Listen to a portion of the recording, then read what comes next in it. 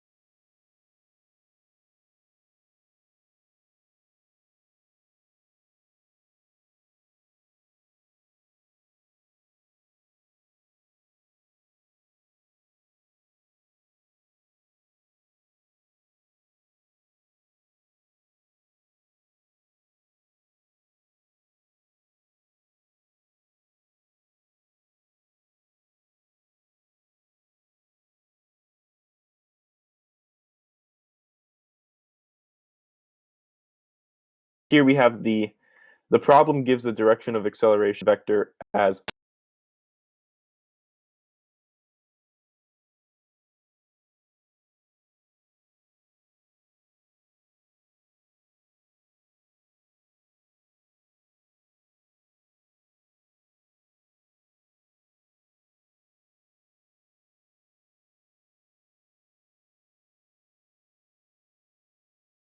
and so we can say A minus G